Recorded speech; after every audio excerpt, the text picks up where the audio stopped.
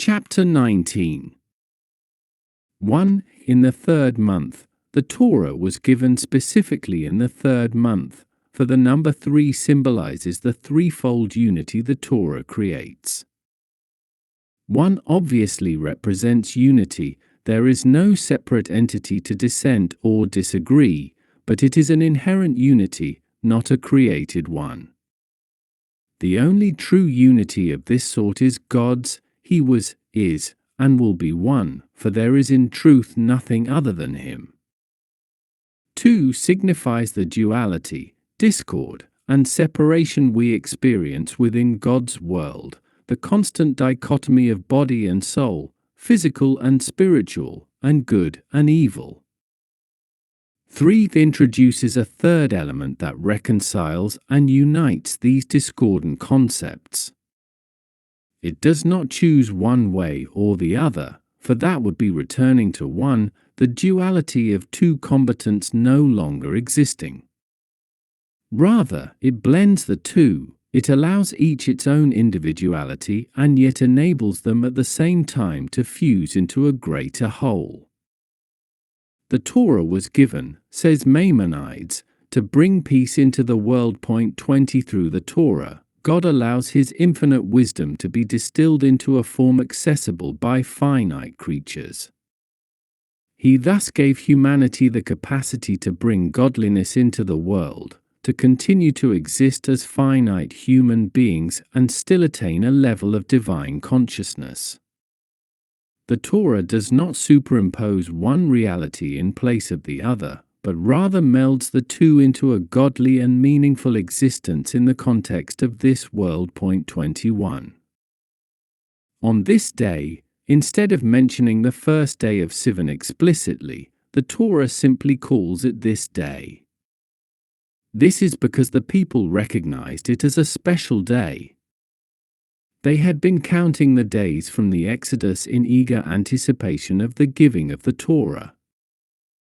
They knew that in order to receive the Torah, they had to internalize the quality of self-effacement, for only through self-effacement can we experience the Torah as God's wisdom, rather than as an exercise of our own intellect, and can we feel God speaking to us through the Torah. The total self-effacement required for this had to permeate all 7 emotions and all their mutual interactions, which meant that the people had to devote 7 days to work on each of the 7 emotions, totaling 49 days. Upon reaching the 3rd day of the 7th week, the people had completely refined the first 6 emotions and had worked on the first 3 subdivisions of the 7th. Inasmuch as the first 3 emotions are the principal ones, the passage of the first 3 days of the 7th week meant that most of the work had already been done. They had reached a major milestone. This day was the first of Sivan.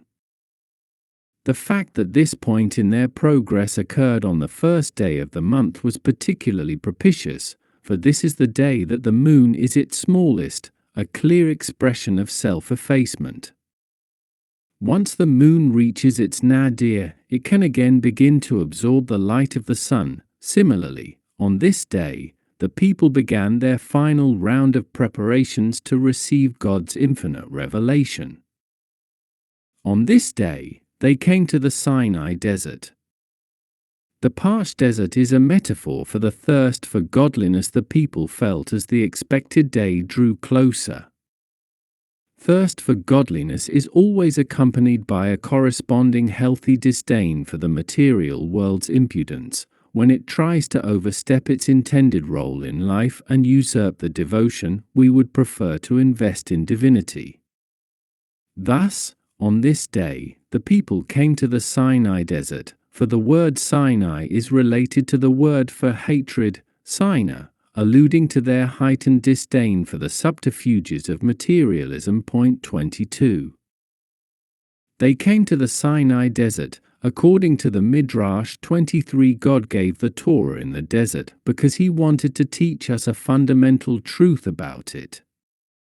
If God had given the Torah in a settled area, that would have implied that it was tied somehow to the locale, that it belonged specifically to the people of that place. He therefore gave the Torah in the ownerless desert, making it clear that it does not belong to anybody in particular. Anybody that so chooses can make the Torah their own. According to the Talmud 24, God gave the Torah in the desert because he wanted to teach us a fundamental truth about the nature of the study of the Torah. If a person humbles himself like the wilderness, which everybody treads upon, then the Torah is given to him as a gift. However, the question still remains. The Sinai desert was not only ownerless, but also barren. There was no water and no vegetation to provide food or clothing. Why couldn't God have given the Torah in an ownerless but fertile plain, prairie, or the like?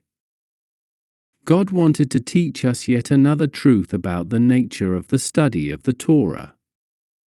In order to receive the Torah, the Jews had to venture into the desolate desert and trust that God would provide for them.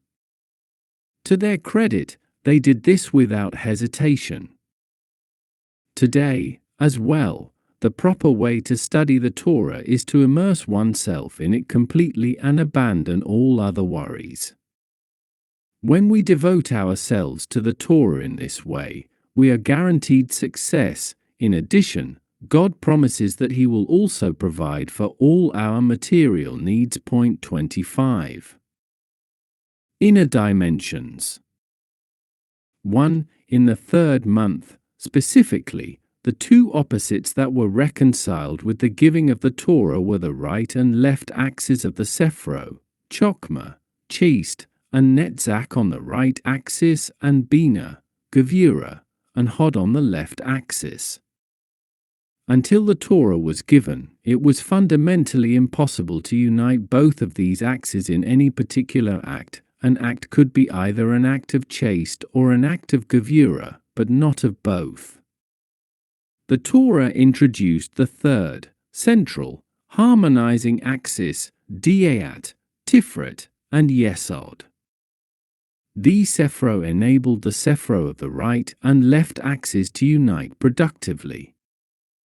It is true that the patriarch Jacob personified the middle axis of the Sephro, but as was the case with all the spirituality channeled by the patriarchs, this was but a precursor of what was to really happen with the giving of the Torah.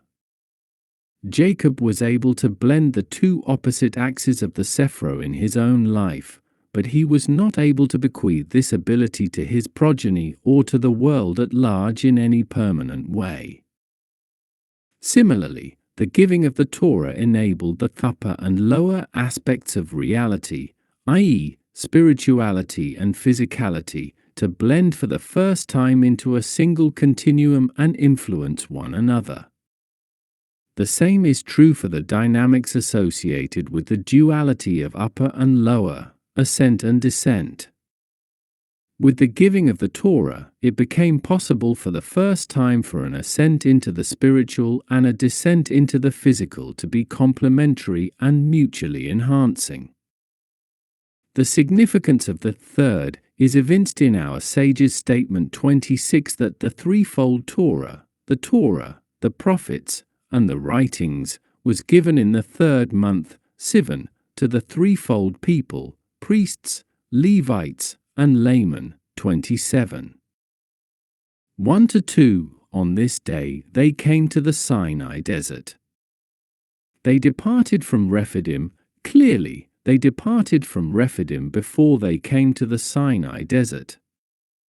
This reversal of the order of events implies that in some way their leaving Rephidim was contingent on their arrival at the Sinai desert, as if to say that they hadn't truly or fully left Rephidim until they arrived at Sinai. As was mentioned above, 28, in Rephidim the Jews lapsed into insensitivity to God's presence in the world and, as a result, they loosened, rafu, their hands' grip on the Torah, meaning that they became apathetic toward the ideal of applying the Torah practically, in the context of physical reality. The cure for this apathy is a sojourn in the Sinai desert. The parched desert, as was just mentioned 29, is a metaphor for thirst for godliness, which breeds in turn a healthy hatred, sinah, for gross materialism. It is in this sense that the people did not really leave Rephidim until they arrived in the Sinai desert. Point 30. The opposite, complementary reading of these two verses is also true. It was only by departing Rephidim, by reaffirming their commitment to practical observance of the Torah, that the Jews could arrive at the Sinai desert, i.e., be ready and prepared to receive the Torah. Point 31. Thirsting for God and despising obstacles to quenching this thirst is the cure for apathy towards doing God's will. Renewed commitment to doing God's will intensifies our thirst for God's self-revelation in the Torah. 2. At Mount Sinai, God chose to give the Torah on a mountain because a mountain expresses the ideal of elevating the physical world. A mountain is made of the same earth as a plain, but it has been raised upward. It thus demonstrates that even lifeless dirt, the lowliest element of creation, can be elevated to the highest levels. The fact that we see this truth physically reminds us that it is true spiritually as well. Point 32. Mount Sinai was a low, unimposing mountain, and therefore God chose it as the site for the giving of the Torah. Point 33. This teaches us that the gateway to Torah is humility. On the other hand, God did not choose to give the Torah on level ground or in a valley. The fact that the Torah was given on a low mountain teaches us that our humility must be complemented by self-assurance. Without self-assurance, we could not presume to impose the Torah's dictates on a sometimes unwilling world. We should therefore cultivate pride and uplifting joy based on our awareness that we are God's partners in implementing His plan for creation. Point 34. Nonetheless, we must ensure that this self-assurance never degenerates into arrogance, so the Torah warns us to encamp facing the mountain, the word for facing also meaning opposite.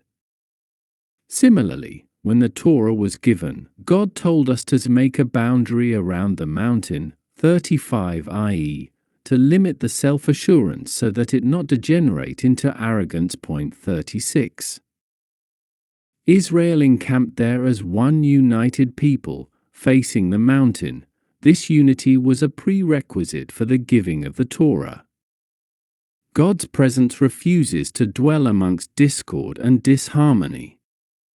Only when the Jews were at peace with one another and concerned for one another could they achieve harmony with God as well, and attain the degree of spirituality necessary to receive His Torah. The lesson for us here is that we can become vessels for God's Torah only if we truly love each other. Anyone can study the Torah, of course, but the divine inspiration that grants us additional insight and allows us to sense God's presence in the Torah is granted us only when we are actively concerned for our compatriots. There is, however, an additional lesson here. The Jews united at Mount Sinai because they were facing the mountain, i.e., already under the influence of Torah. God created us as individuals with different intellects, emotions, characteristics, and opinions. Naturally, then, there is no way we can truly get along, no way we can maintain our individuality and differences and still be able to function as one unified body. Any group of people can unite temporarily or partially in order to accomplish some common goal. But the parties to such confederacies inevitably maintain their personal agendas and lack the mutual concern that enables them to function as a truly unified body. Only if we are facing the mountain, totally devoid of ego and focused in anticipation on receiving God's word, do our petty differences pale in significance. Our differences still exist, indeed, It is the blending of all these varied approaches that creates the synergy and energy demanded of our collective divine mission.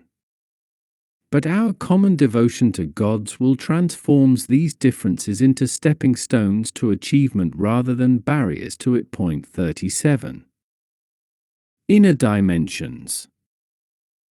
2. As one united people, the reason why such a profound unity is possible is because all Jews are, in essence, a part of God and therefore share the same inner identity. Point 38. It is only our external facades, our human animal souls, and our bodies and their false sense of ego that separate us from one another. When we approached Mount Sinai, our divergent egos melted away in the face of the imminent, mounting revelation. Similarly, by educating ourselves out of our materialistic perspectives, we become able to focus on our own inner essence and that of our fellows. This in turn renders us fit to receive greater and deeper understanding of God's Torah. Point 39. 3. Moses went up to God. The name of God used in this ascent is the name Elohim, whereas in a later ascent 40 after the Torah was given, the name Havaya is used. This is because until the Torah was given, the highest any creature could ascend in the spiritual realms was to the world of Beria.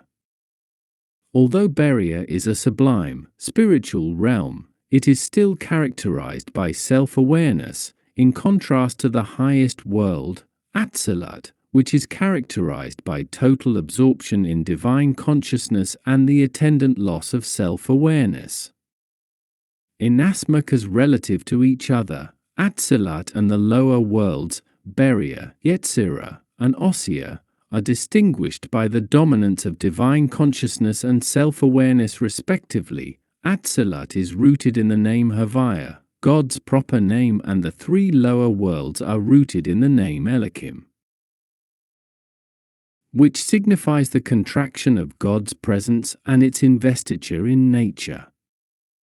Once the Torah was given, it became possible to ascend to the consciousness of Atzilut. Point 41. 3. The angels protested. The sages teach us that the angels said to God, "You want to give the Torah to flesh and blood? The Torah belongs in heaven." God said to Moses, "Answer them." Moses said to God, "Ye master of the universe, the Torah that you are giving me says, I am God, your God, who brought you out of the land of Egypt." He then said to the angels, "Did you go down to Egypt? Were you enslaved to Pharaoh? Why, then, should the Torah belong to you?" Again, what is written in the Torah? "You shall have no other gods." Do you dwell among people that engage in idol worship? Again, what is written in the Torah? "Remember the Sabbath day to keep it holy." Do you perform work that you are in need of rest? Again, what is written in the Torah? "You shall not take my name in vain." Are there any business dealings among you? Again, what is written in the Torah? "Honor your father and your mother." Do you have fathers and mothers? Again, what is written in the Torah? "You shall not murder, you shall not commit adultery, you shall not steal." Is there jealousy among you? Is the evil inclination among you? After this, the angels conceded to God that the Torah should be given to human beings. 42. It is clear from this debate that the Torah was given to us in order for us to use it to refine our animal natures. Point 43. You shall first say each lesson gently to the house of Jacob, i.e., the women. The very same Torah is taught to both sexes, the difference is only in the manner and approach. True, women's biological role in bearing children and their social role in rearing them and as homemakers exempts them from the obligation of constant study and the obligation to delve into the more theoretical aspects of the Torah. Nonetheless, this should in no way be construed as an exemption from mastering those aspects of Jewish law and theology that women must know in order to lead properly Jewish lives. Indeed, because of their central role in educating children and thereby assuring Jewish continuity, the necessity for women to study the Torah takes precedence over that of the men. Even with regard to the more abstract, theoretical realms of Torah study, since we live nowadays in an age with more leisure time than there was formerly, and many women are using their free time for more abstract intellectual pursuits, they should study those aspects of the Torah formerly deemed men's province. This will ensure that they develop their intellectual abilities in accord with the Torah's logic and purity, and conversely, encourage them to seek intellectual excitement and fulfillment in Torah study rather than in secular philosophy and culture. This development in women's Torah study is both a foretaste and a preparation for the imminent messianic redemption.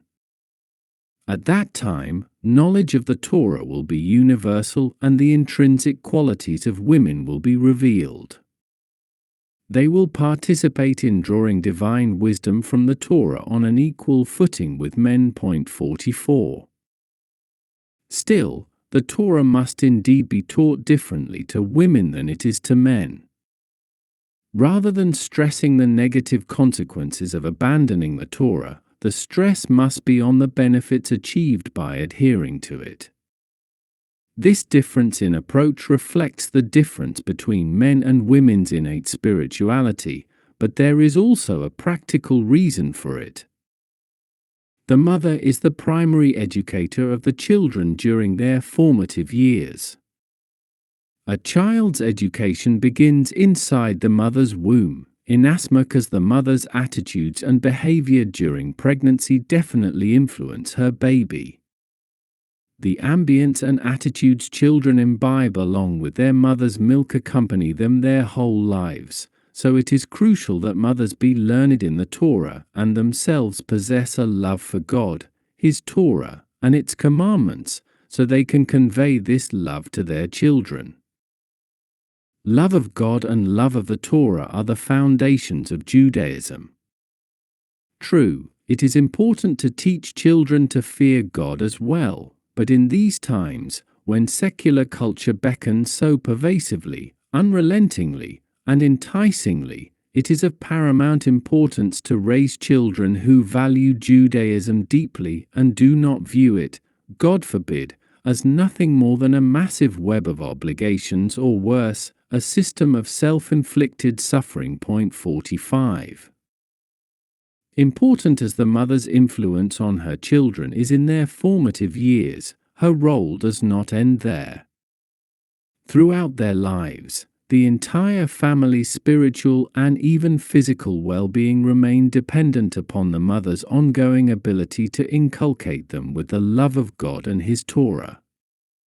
Even the husband's spirituality is greatly dependent upon his wife's. Every woman sets the tone in her home and is thus actively responsible for the physical and spiritual health of her entire family. The connection between spiritual and physical well-being may once have been hard to comprehend, but modern medicine has made us fully aware of the benefits of spiritual serenity upon a person's nerves, and, by extension, upon his or her entire body. 46. A closer look. 5. You will enter into a permanent relationship with me. Although the Jewish people had been keeping the 613 commandments since the time of the patriarchs, they did so voluntarily. The commandments did not become legally binding on every Jew until the Torah was given at Mount Sinai. In fact, the giving of the Torah also obligated the rest of humanity to keep the commandments that devolve on them. Thus, this historic event divided humanity into several distinct categories, based on their respective legal obligations to perform the commandments. Non-Jews are universally required to keep 7 specific categories of commandments. These commandments are known as the Noahide commandments, inasmuch as Noah was the common ancestor of all humanity.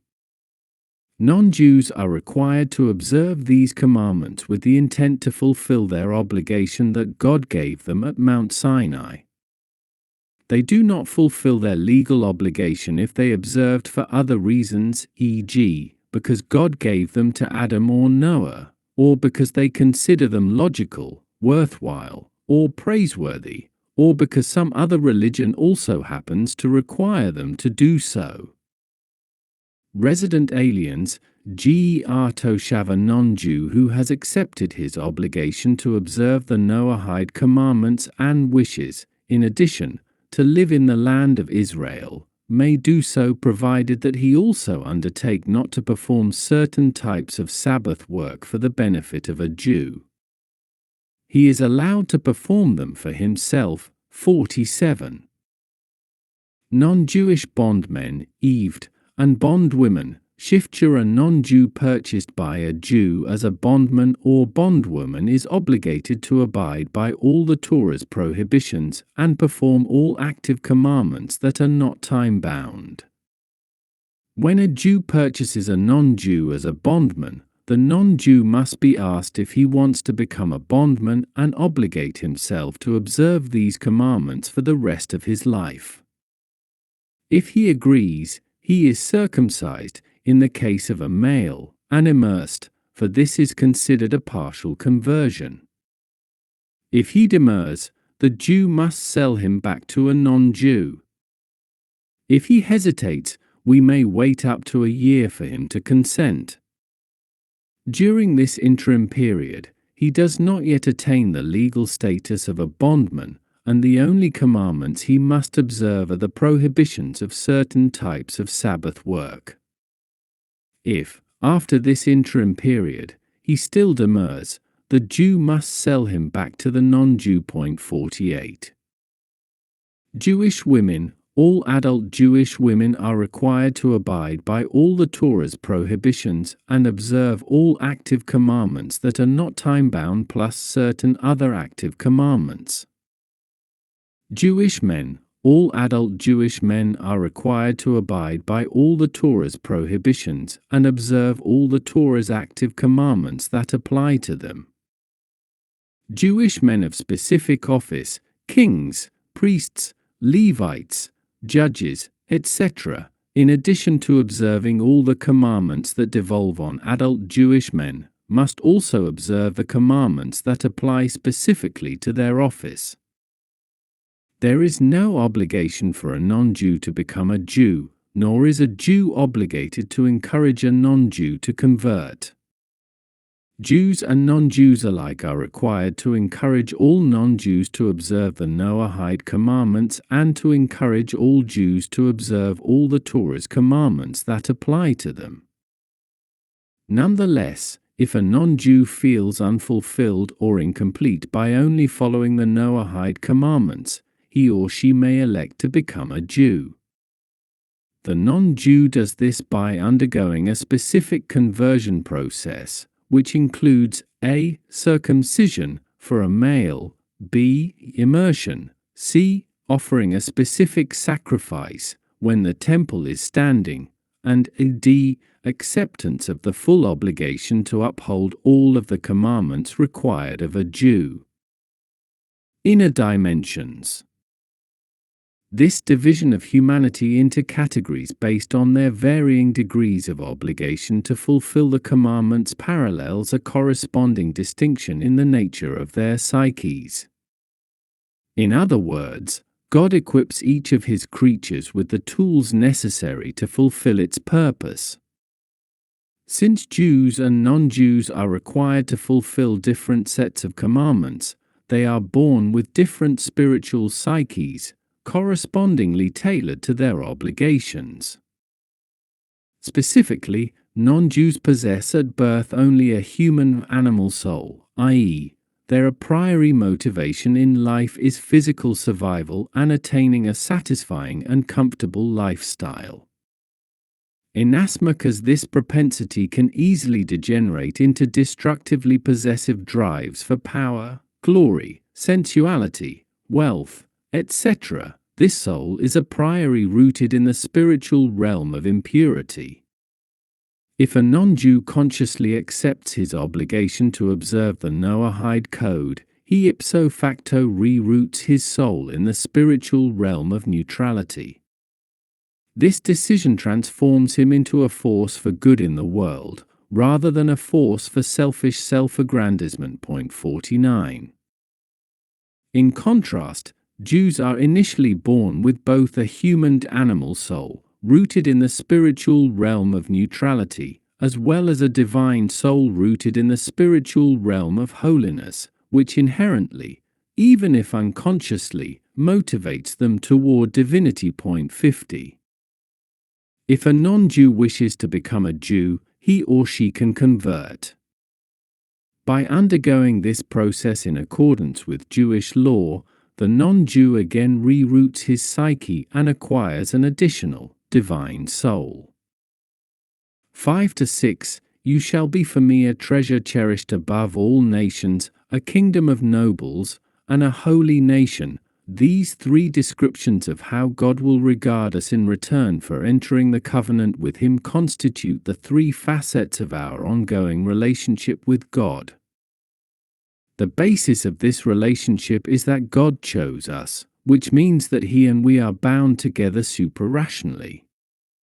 True choice is possible only when circumstances do not dictate the choice. In other words, when the choice cannot be ascribed to any predilection of the chooser or any unique qualities of the chosen.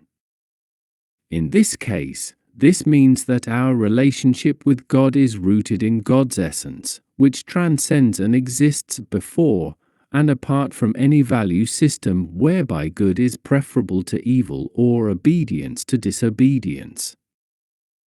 However, because this bond is so essential, it is also hidden. It exists in our lives as an undercurrent, whose presence is rarely even sensed. It is therefore necessary to bring this intrinsic bond to the surface by relating to God actively. This is done in two ways.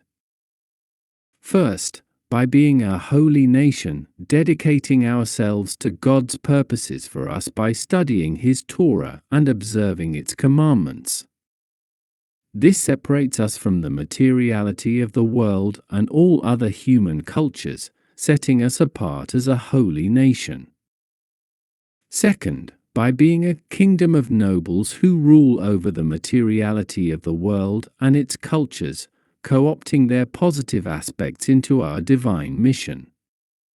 This engages us in the materiality of the world. It is the second of these two ways of actualizing our bond with God that is the main accomplishment of the giving of the Torah. The patriarchs were already shining examples of renouncing the corruption of one's milieu and devoting oneself to God before the Torah was given. This is why they chose to be shepherds, who could maximize the time they spent by themselves, away from the distractions of civilization and free to meditate and commune with God. And if that is not enough, the angels are totally spiritual and consummately separate from materiality. Since the principal innovation of the giving of the Torah was the ability it granted us to consecrate the mundane world, the Torah mentions being a kingdom of nobles before being a holy nation. 51. A closer look. The judicial system, the legal obligation to uphold the commandments, makes a person liable to corrective measures for failing to do so. These punishments are not retribution, but rather a means to cleanse the individual of the negative effect of the transgression on his or her spiritual psyche. Whenever possible, these corrective measures are imposed, either by God, the court, or the individual himself, as the case may be, while the wrongdoer is still alive, allowing him to then continue with his life's mission. Failing this, the wrongdoer will be submitted to cleansing processes in the afterlife. First and foremost, the wrongdoer must make whatever restitution is due to any injured or wronged party. In addition, certain transgressions incur the following punishments: death administered by the earthly court, i.e., one of the 4 forms of capital punishment, stoning, burning, decapitation, or strangulation, for transgressions for which the Torah stipulates these forms of punishment. Death administered by the heavenly court, i.e., premature death and/or death without survivors. In the latter case, this is called excision, for transgressions for which the Torah stipulates these forms of punishment, and lashes administered by the court for certain other transgressions. The earthly court can administer punishments only if a. the wrongdoing was committed willfully and b. it was legally witnessed. If the wrongdoer transgressed inadvertently, or the act was not legally witnessed, or if he transgressed a commandment for which the Torah does not specify any punishment, then the court is not required to administer punishment, but the wrongdoer must still repent and cleanse himself of the effect of his wrongdoing. Repentance, teshuvah, comprises 3 separate acts: a. confession, i.e., voicing admission of guilt; b. contrition, i.e., regret for having done the act; and c. resolution not to repeat the act. The wrongdoer must cleanse, kapra, himself of the negative spiritual effect of his transgression as follows: if he failed to perform an active commandment, no cleansing is necessary. If he transgressed a commandment punishable by lashes, his observance of Yom Kippur cleanses him. If he committed a capital offense, his observance of Yom Kippur plus whatever suffering the heavenly court inflicts upon him cleanses him. If the wrongdoer does not fully cleanse himself during his lifetime, the cleansing process is completed in the afterlife. Finally, atonement, another meaning of kapara, is required in order to reinstate the wrongdoer to his former spiritual status and relationship with God, no matter what form of wrongdoing he committed. When the tabernacle temple is functioning, certain specific sacrifices can effect atonement; otherwise, fasting or giving charity can accomplish the same effect. Point 52. God, of course, can choose to override any of these standard procedures, and it is therefore possible to pray to him to rescind a decree of cleansing suffering. After the incident of the golden calf, God revealed to us that invoking his 13 attributes of mercy is especially effective in this regard. Point 53. Inner dimensions. Capital punishment. Although the earthly court can only inflict the 4 forms of capital punishment when the temple is standing, 54 the spiritual correlates to these punishments apply at all times. Death by stoning is administered mainly for sins of idolatry or sins akin to idolatry. Point 55. The essence of idolatry is regarding the natural forces through which God channels his beneficence as independent or even semi-independent entities, when in truth they are just God's tools. In modern terms, we are guilty of idolatry when we regard the efforts we must make to earn our livelihood as the true means by which we secure it.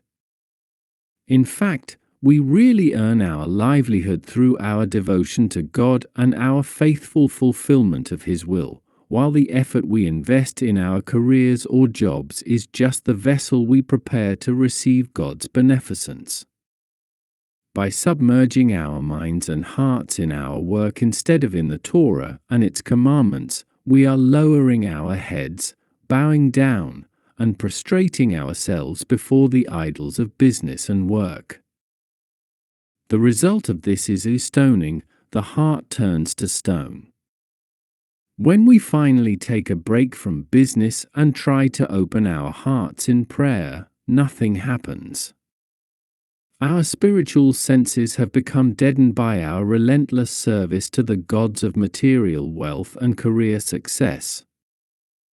A subtler form of idolatry is anger. Anger is possible only when we become haughty and arrogant. When we idolize ourselves this way, we cannot bear it when others disagree with us or when things don't go our way. In contrast, a humble person, aware of his insignificance before God, does not get angry. The effect of unrecanting arrogance is also the stone heart, i.e., being deadened to divinity. Death by burning is administered for certain sins of adultery and incest. 56 These sins are the archetypes for all other forbidden and permitted sensual lusts. God's world is full of beautiful and pleasurable things. We are meant to enjoy these things in accordance with the Torah's guidelines in order to enhance our appreciation and wonder for their Creator. When instead we misuse our intellect and focus it exclusively on experiencing the beauty and pleasure inherent in God's creation, we become progressively consumed by the fire of lust, chasing after ever more titillating stimuli and eventually even indulging in forbidden pleasures in order to satisfy our unending need for excitation. Burned by our lusts, we become in this way also deadened to all things godly. Death by decapitation is administered to a murderer. 57 The spiritual correlate of murder is when we stifle the higher, or human, aspects of our personalities, killing them off and leaving ourselves with nothing more than our animal drives and emotions. By neglecting to cultivate our intellectual side, choosing instead to follow the lead of our raw emotions, these emotions grow unguided, unrefined, and uncultured.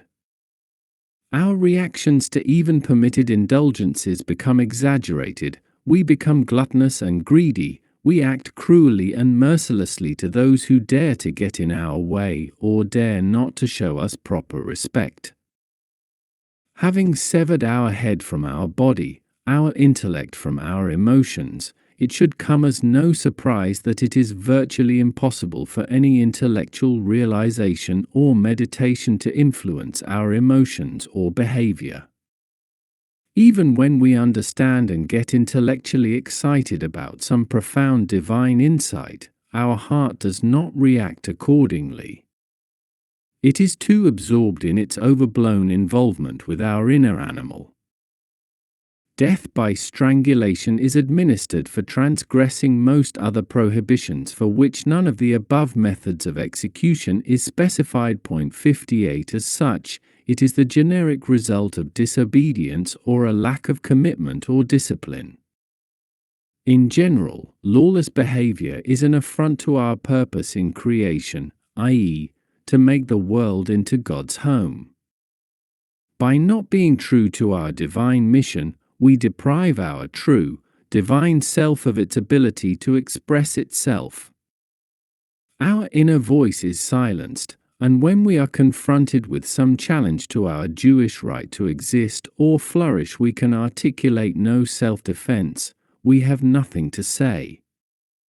Our spiritual vocal cords have atrophied. We have choked. The remedy for all these spiritual maladies is true, sincere repentance. Eliciting God's mercy repairs whatever damage we have done and gives us a new lease on life. 59. 10. Go to the people and sanctify them today and tomorrow. They shall wash their clothes.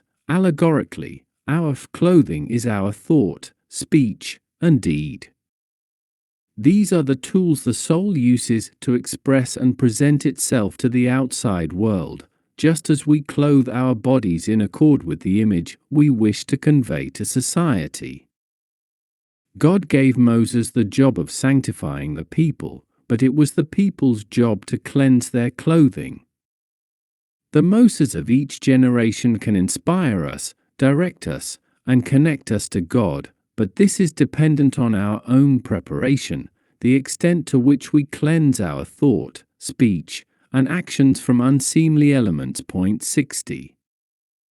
11. I will heal them of their infirmities. Along with healing them of their physical infirmities, God also healed the people of their spiritual infirmities. He erased the effects of any past wrongdoings and restored the entire people to the innocence of Adam and Eve before they ate the fruit of the tree of knowledge. Point 61. Were it not for the incident of the golden calf, the people would have retained this pristine status and lived forever. Point 62. The sublime quality of the original tablets affected the people by enabling them to remember perfectly the Torah they would learn. Point 63. They were thus transformed into a nation of holy righteous people. Point 64. 13. When the ram's horn sounds a long blast, they may ascend the mountain. The extended blast indicated the withdrawal of God's presence and the termination of its sanctifying effect on the mountain. The awesome mountain that had been strictly off-limits suddenly became approachable. The open revelation of God's presence on the mountain temporarily suspended the people's free choice. They could not deny God's existence or his concern. Point 65. But once the divine inspiration dissipated, the resulting void left room again for doubt, even rebellion. Point 66. Thus, the same blast that signaled the withdrawal of God's presence signaled the return of free choice and independence of action. But precisely because of this independence, our accomplishments count as our own. If there were no alternative to devotion to God, it would have little significance. The possibility of rejecting God therefore endows meaning to our devotion to Him and enables us to express our freedom of choice. When there is no motivation from heaven, we must muster our own initiative, rendering our accomplishments the result of our own choice, fueled by our own energy. God therefore withdrew after giving the Torah to enable us to serve Him with self-motivation and transform the world from within. Whereas the sanctity God infused into the physical world at the giving of the Torah was superimposed and therefore fleeting, the sanctity we infuse into the world is generated from within, and therefore permanent. Point 67. 14. And Moses came down from the mountain to the people. Our sages note that Moses did not attend to his own affairs, but rather proceeded straight from the mountain to the people. 68. This statement implies that Moses did not even attend to his spiritual affairs. Moses' spiritual concerns were certainly so sublime that only he was capable of performing them. Yet he ignored these matters in order to attend to the people's rudimentary need to cleanse their behavior. Point 69. The lesson for us is that, however sublime our personal agenda, we must give precedence to attending to the needs of other Jews. Point 70. 17. At the foot of the mountain, literally, this phrase reads, underneath the mountain. Allegorically, this refers to the Jewish people's utter submission to the Torah. This shared submission, united under the Torah, is what enabled them to stand as one people despite their innate diversity, as we have noted. Point 71. Just as this holds true for the Jewish people as a whole, so does it hold true for every Jewish family unit. Differences of role and function and of nuance in individual personality can naturally set family members at odds. Yet, if they share a common submission to the Torah, all else becomes secondary and they become united in profound underlying harmony. Point 72.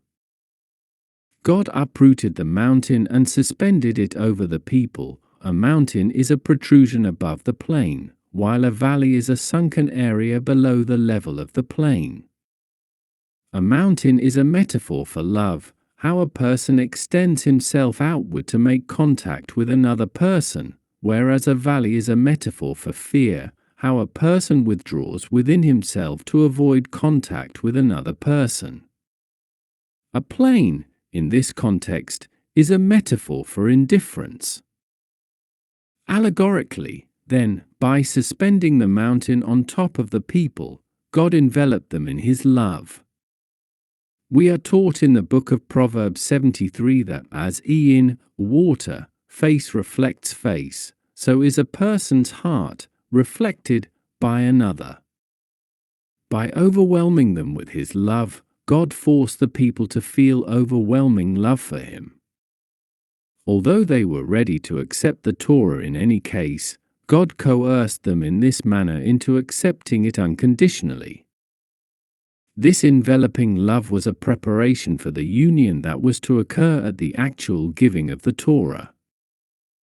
In Kabbalistic terms, this was the revelation of enveloping, Markif, light that preceded the revelation of inner, Penemi, light. 74. The children as guarantors, according to the Midrash, when God wanted to give the Torah to the Israelites, he asked them, "Do you accept my Torah?" "Yes," they answered. "Provide me with a guarantor that will ensure that you uphold it," demanded God. They said to him, "Abraham, Isaac, and Jacob will be our guarantors." God did not accept this. They said to him, "Our prophets will be our guarantors." God did not accept this either. They said to him, "Our children will be our guarantors." God accepted them immediately as guarantors and gave the Torah to Israel. 75. A homiletical interpretation. Although the Jews had the best of intentions, God knew that the exigencies of life could cause them to stray from the path of the Torah and its commandments. As with any transaction involving a risk of default, God required some form of guarantee that the Torah would be upheld. The Jews first suggested their parents as guarantors. "Although we may be busy," they said, "we have older parents. They are already retired and carry no financial responsibilities.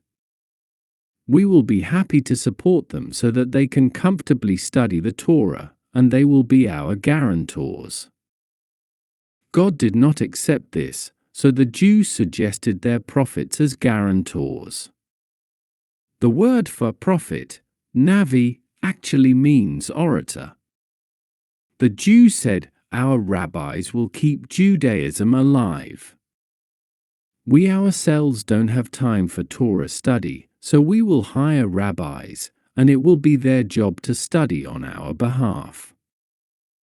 God wasn't satisfied with this solution either.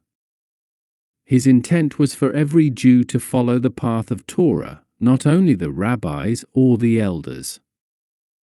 The Jews then tried one more approach. "Accept our children as guarantors. Throughout their childhood, when they are too young to earn a livelihood, we are prepared to send them to Jewish schools where they will study the Torah. When they grow older, however, we will have to bring them into the family business, and they will no longer have time for full-time study." God found these guarantors satisfactory, and on this merit he agreed to give the Jews the Torah. When children receive the proper education, their dedication to the Torah lasts throughout their lives. Moreover, besides eventually passing their dedication on to their own children, they influence their parents to renew their dedication to the Torah as well. We see here how educating our children in schools that provide them with a solid grounding in the Torah is the only way of ensuring Jewish continuity. 76. Another lesson from the above Midrash. Parents love all their children, but they usually express their love most openly to their youngest children.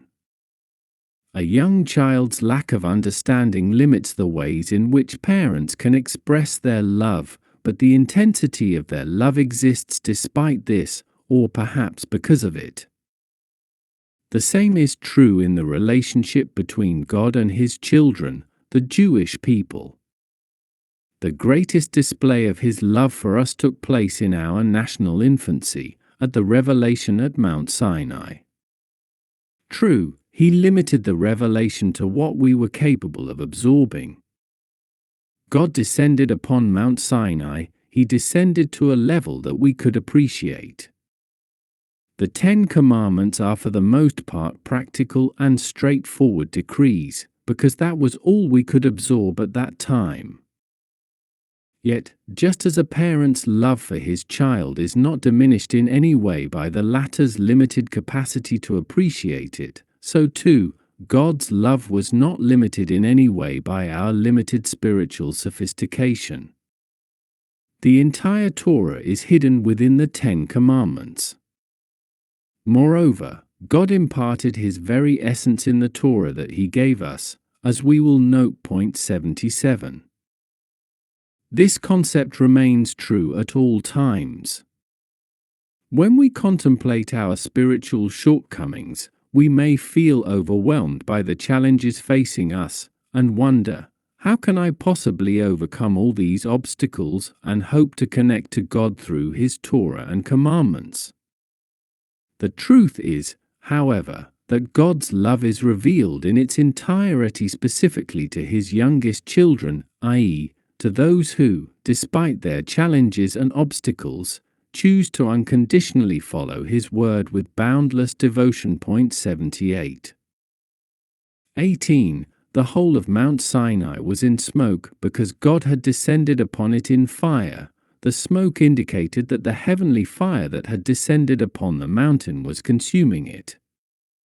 This alluded to how the giving of the Torah enabled the physical world to be transformed into a vehicle for spirituality. This transformation can and should encompass all aspects of reality, what we would call today the 3 dimensions of space, the dimension of time, and the dimension of life or consciousness. Point 79. The key to accomplishing this is making sure that all aspects of our religious life are imbued with fire, i.e., divine warmth and enthusiasm. Point 80. Until the giving of the Torah, spirituality and physicality were separate domains, and the gulf between them could not be bridged. Physical deeds could not influence the spiritual realm, and spiritual deeds could not affect the physical world. With the giving of the Torah, this discontinuity was annulled, and spirituality and physicality became opposite ends of a continuum. God Himself initiated this new reality by descending upon Mount Sinai. At that point, the revelation of the name Havaya that began in Egypt 81 was completed. Point 82. A closer look. 20. God descended upon Mount Sinai, onto the peak of the mountain. Although God's presence also descended into Egypt to slay the firstborn 83, this descent was not accompanied by smoke, fire, a shofar blast, or an earthquake, as it was in this instance. This is because here God's presence settled on the mountain, if only temporarily, in order to reveal His wisdom, the Torah. The rabbinic idiom for this is that God's throne descended onto the mountain.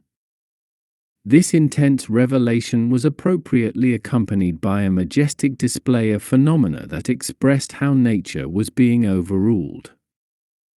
In Egypt, in contrast, God's presence merely passed through the land to accomplish its ends. Point 84.